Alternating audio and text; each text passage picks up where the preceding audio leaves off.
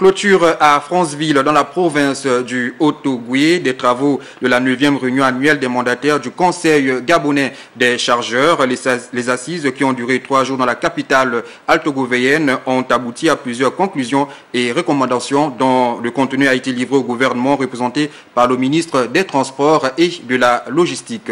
On regarde.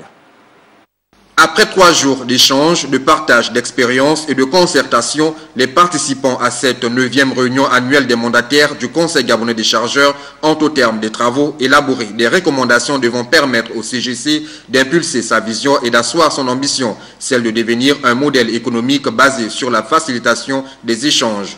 Parmi les conclusions, on peut retenir la mise en place des projets de construction des centres d'entreposage de marchandises, la traçabilité et le suivi des frets aériens, terrestres et maritimes, pour ne citer que celles-là. Les assises ont retenu la dématérialisation des documents d'échange, des documents de transport. Les assises ont retenu la facilitation et la mise à disposition à temps dans le traitement des informations relatives aux différents échanges. Et les assises aussi ont demandé à ce que le CGC aille de l'avant en mettant en place un ensemble de dispositifs en matière des échanges, en matière de transport, qui est conçu essentiellement sur des entrepôts et des magasins.